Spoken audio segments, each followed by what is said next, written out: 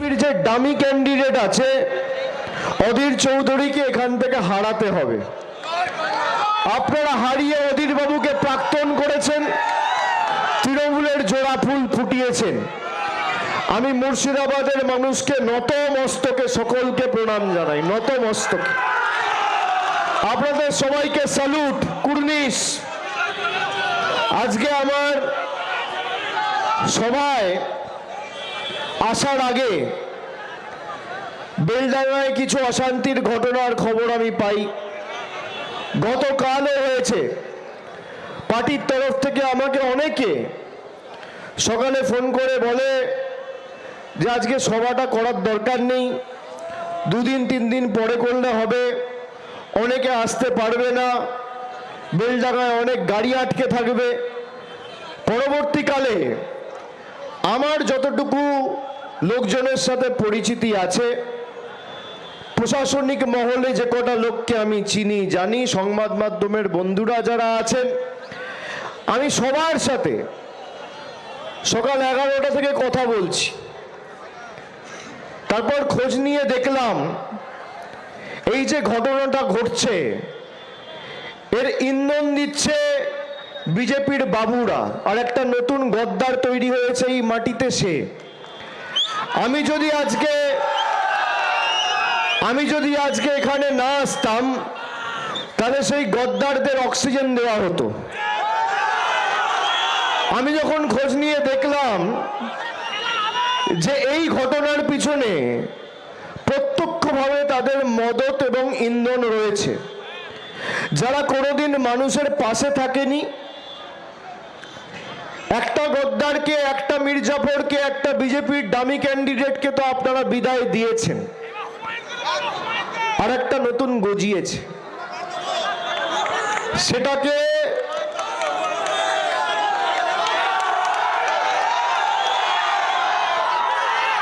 গণতান্ত্রিকভাবে ব্যবস্থা করতে হবে। ধর্মে ধর্মে বিভাজন তৈরি করে মানুষকে মানুষের বিরুদ্ধে যারা লেলিয়ে দেয়, তাদের বিরুদ্ধে মুর্শিদাবাদকে এক হতে হবে। মুর্শিদাবাদে কোন রকম ভাবে কোনো বুথে যদি কেউ বিজেপির বিভাজনের রাজনীতির বিষ বপন করে বিভাজন তৈরি করতে পারে, তাহলে মুর্শিদাবাদ দুর্বল হবে আর বিজেপি শক্তিশালী হবে। আর আপনারা যেভাবে 21, 22, 23, 24 এক ছিলেন, সারা ভারতবর্ষে দেখুন অন্য যেখানে রাজনৈতিক দল রয়েছে, বিজেপি যেখানে লড়েছে জিতেছে, আর বাংলা একমাত্র জায়গা যেখানে তৃণমূল ধারাবাহিকভাবে বিজেপিকে হারিয়েছে। আগামী দিনও যাতে ব্যতিক্রম না হয়, আমি আপনাদেরকে অ্যাপিল করব, আপনাদের সকলকে করজোড়ে অনুরোধ করব, আপনাদের কাছে আবেদন রাখব। গতকাল বেলডাঙ্গায় যা হয়েছে, কারোর কোনো প্ররোচনায় কেউ পা দেবে না। কালকেও একটা সংবাদ মাধ্যমের এক প্রতিনিধির উপর আক্রমণ হয়েছে, আজকেও হয়েছে।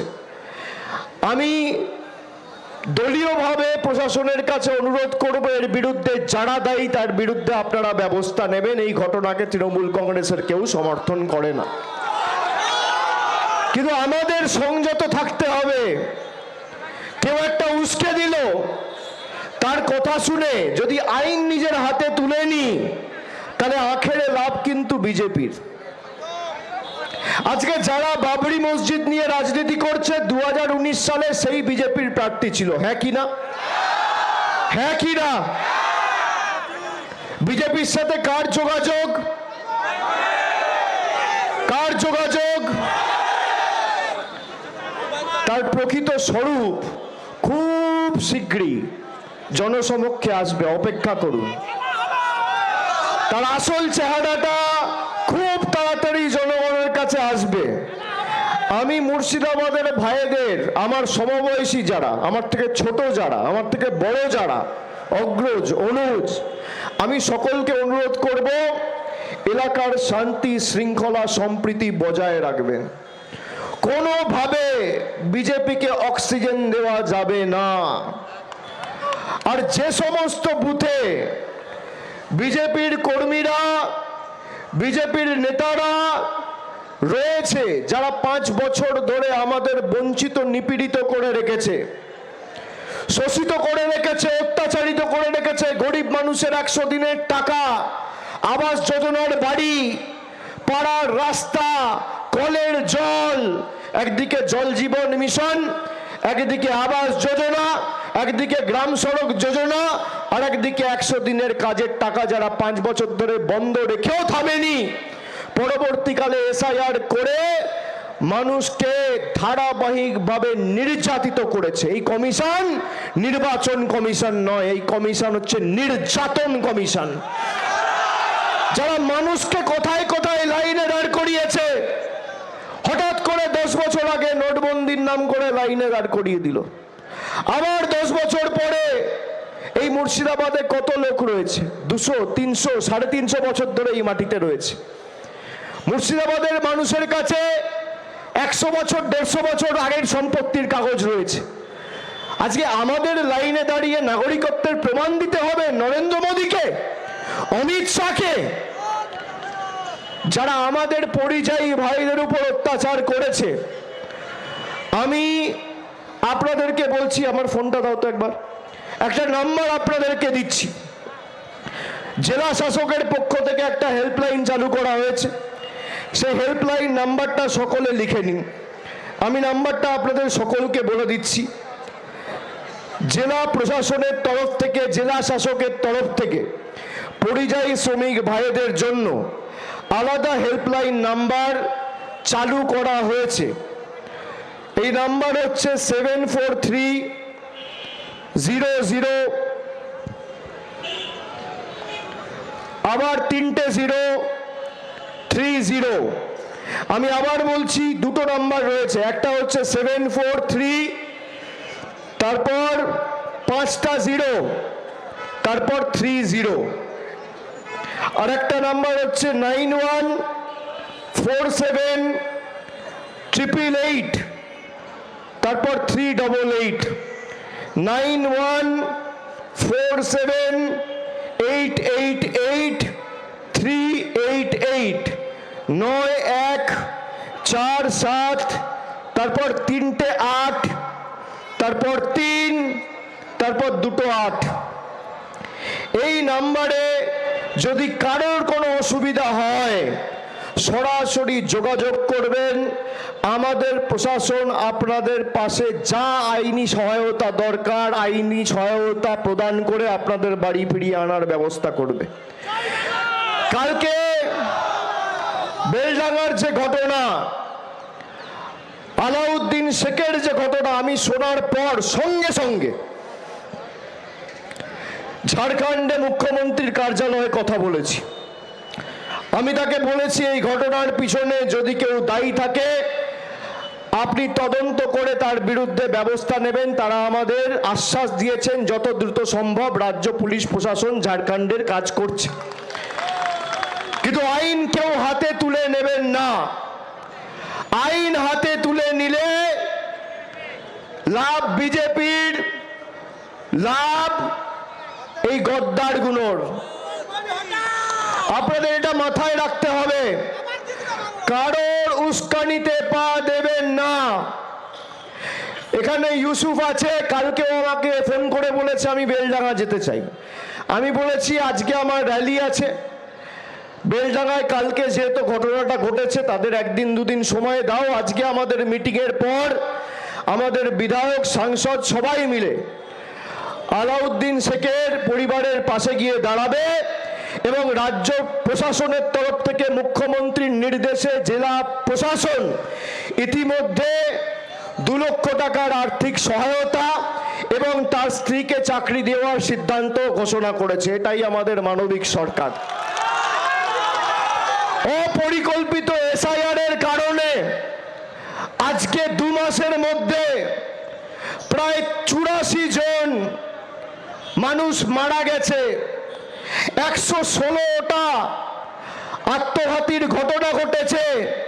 যারা সুইসাইড অ্যাটেম্প্ট করেছে তার মধ্যে 84 জন মারা গেছে।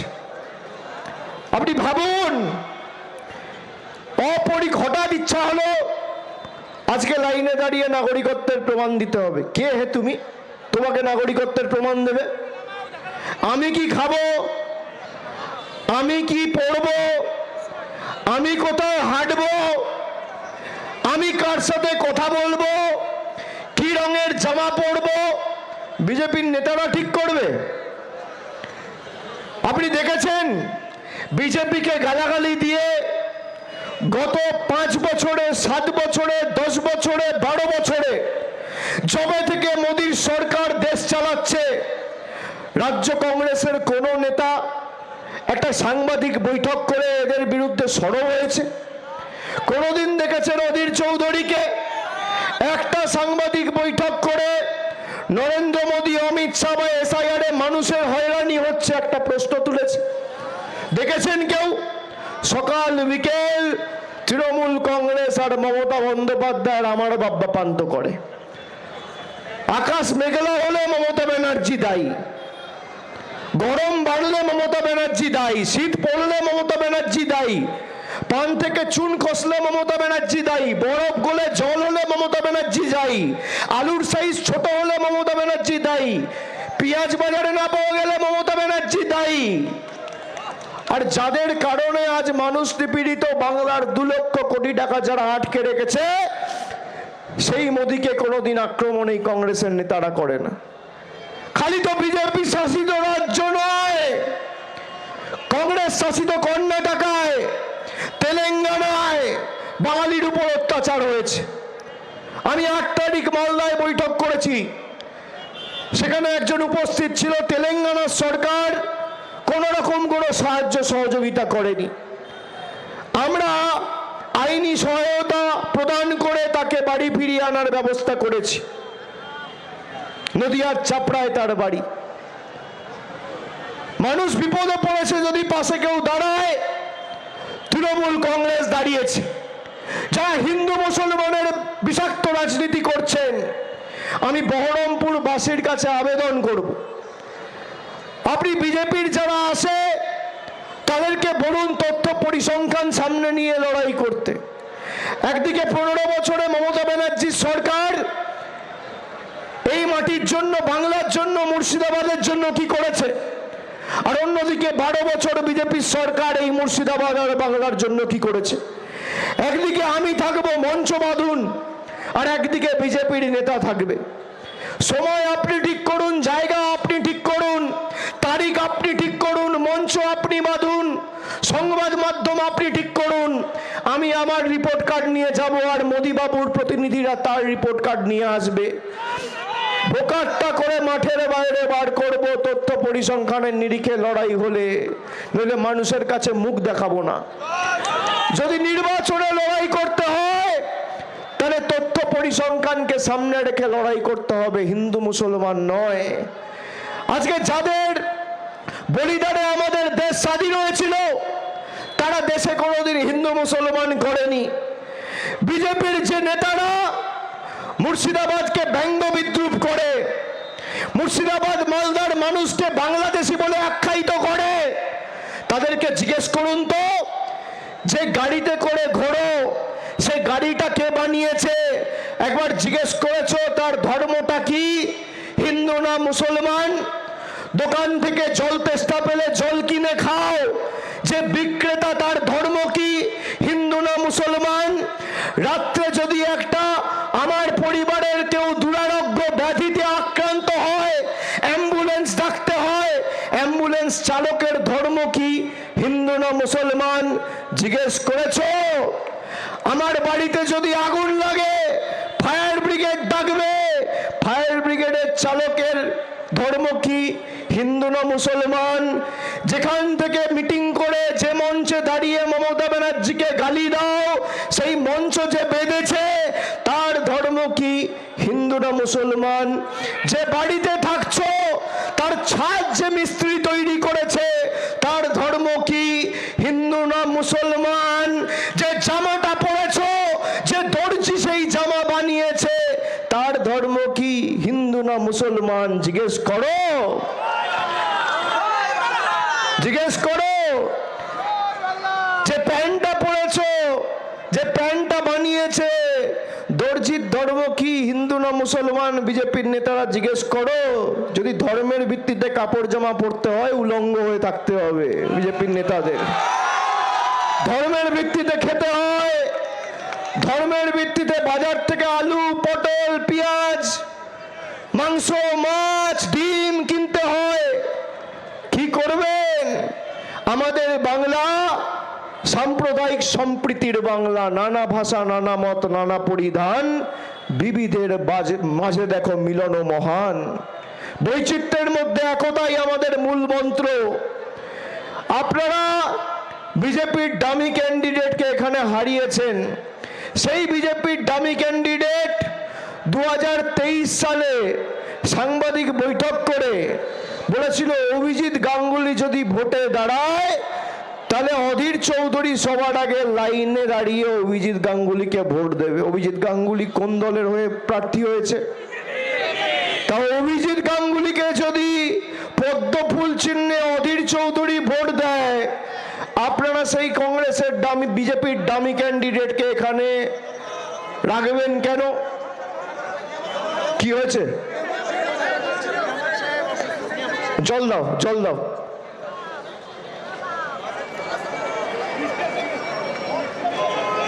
একটু জল খাওয়াও। ও সুগার ফল করেছে, একটা মিষ্টি কিছু দাও। দেখো আমার গাড়িতে থাকবে, একটা লজেন্স টজেন্স কিছু হলে দাও ইমিডিয়েট।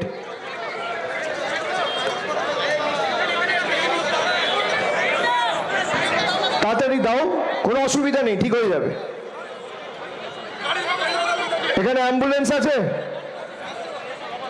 আমাদের কোনো অ্যাম্বুলেন্স আছে এখানে? ব্যবস্থা করো, নিয়ে এসো।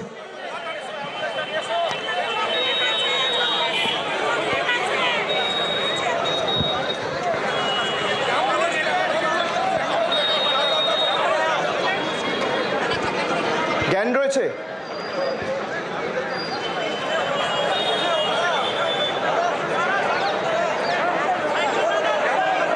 ভাই একটু রাস্তা করে দাও, সবাইকে অনুরোধ করছি, অ্যাম্বুলেন্সটা আসতে দাও।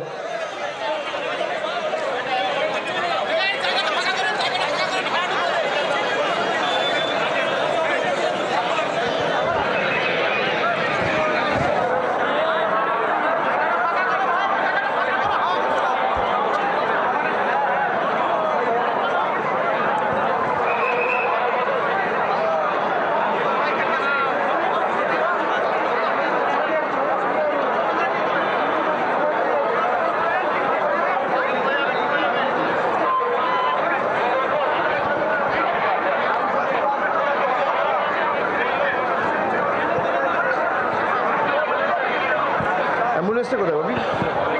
অ্যাম্বুলেন্সটা কোথায়?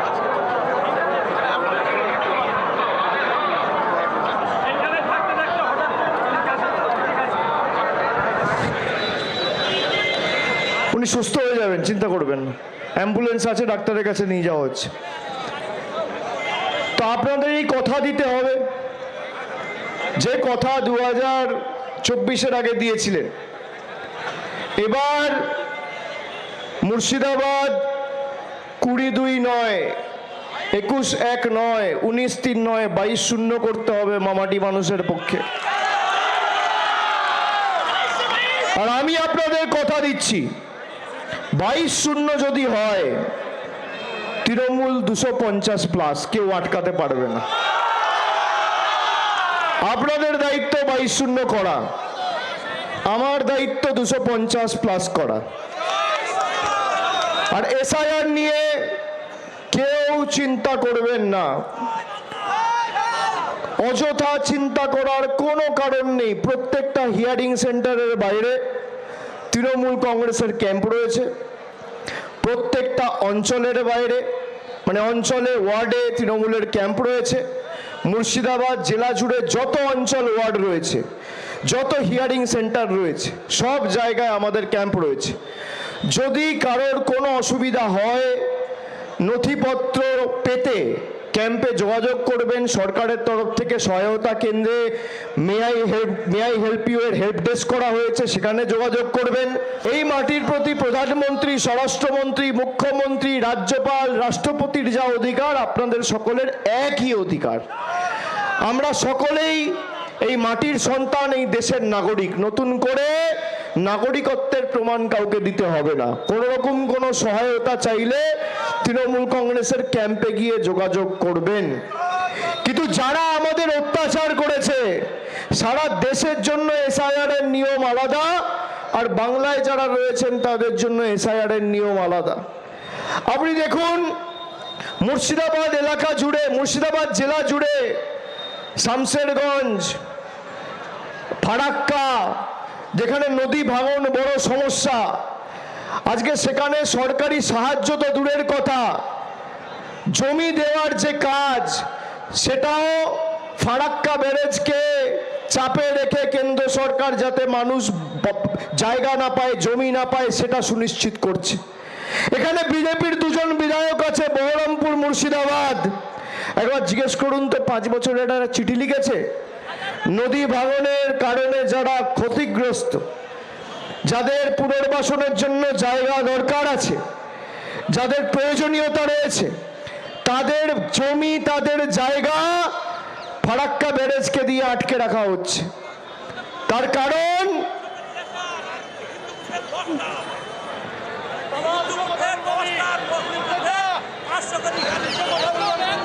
এর কারণ কি?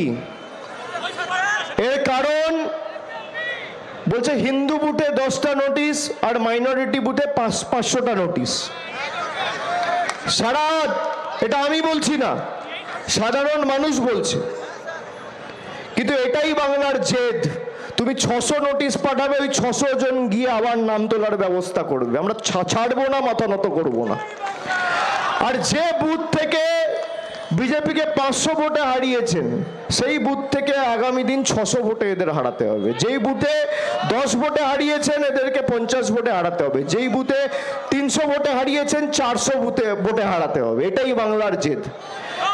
বাংলা বশ্যতা স্বীকার করতে জানে না, বাংলা মেরুদণ্ড বিক্রি করতে জানে না। আমরা আত্মসমর্পণ করব না, শেষ রক্তবিন্দু পর্যন্ত লড়াই হবে। খেলা তুমি শেষ করেছো, আর খেলা আমরা শেষ করব। তুমি শুরু করেছো, আমরা শেষ করব। বাংলার মানুষকে বঞ্চিত করে রাখার খেলা। ভেবেছিল বাড়ি দেবো না, বাংলার মানুষ বাড়ি পাবে না। গত বছর মুখ্যমন্ত্রী 12 লক্ষ বাড়ি দিয়েছে, আগামী 15 দিনের মধ্যে 20 লক্ষ লোককে বাড়ি দেবে আমাদের সরকার। তোমাদের দরকার নেই অবদান। ভেবেছিল রাস্তার টাকা আটকে রাখবো, গ্রামে গঞ্জে প্রান্তিক মানুষ রাস্তা পাবে না। গত মাসে, ডিসেম্বর মাসে, মুখ্যমন্ত্রী কৃষ্ণনগর থেকে পথশ্রী রাস্তাশ্রী 4 ঘোষণা করে 20,000 কিলোমিটার রাস্তা 8,000 কোটি টাকা খরচা করে রাজ্য সরকারের কোষাগার থেকে তৈরি করছে। কাজ করবা, তোমার টাকাও লাগবে না, তোমার নামও লাগবে না, যাও যা করার করো। আমরা নিজেদের কোষাগার থেকে রাস্তা দিয়েছি, রাজ্য সরকারের নিজস্ব কোষাগার থেকে। আমি আপনাদেরকে অনুরোধ করব যে আপনারা সবাই এক থাকবেন, এলাকার সার্বিক শান্তি শৃঙ্খলা বজায় রাখবেন। আর আগামী দিন তো মুর্শিদাবাদে যেখানে দরকার হবে আপনাদের সাথে কাঁধে কাঁধ মিলিয়ে লড়াই করতে আমি আসব। যে বিধানসভায় বলবেন যাব, যেখানে ঢুকতে বলবেন ঢুকবো। কিন্তু একবার দুবার নয়, 20 বার আসবো, 30 বার আসবো, যতবার আসতে বলবে আসবো। কিন্তু 22-0 করতে হবে তৃণমূলের পক্ষে। আর গদ্দারদের প্রকৃত স্বরূপ কাউকে কিচ্ছু বলতে হবে না। সময়ে যখন ঠিক হবে, মানুষের কাছে এমনি তাদের মুখোশ খুলে যাবে। ঠিক আছে? আমি সকলকে আরেকবার ধন্যবাদ জানিয়ে, কৃতজ্ঞতা জানিয়ে, প্রণাম জানিয়ে, সকলকে আরেকবার নতুন বছরের শুভেচ্ছা জানিয়ে আমার বক্তব্য এখানে শেষ করলাম। সবাই ভালো থাকবেন, সুস্থ থাকবেন।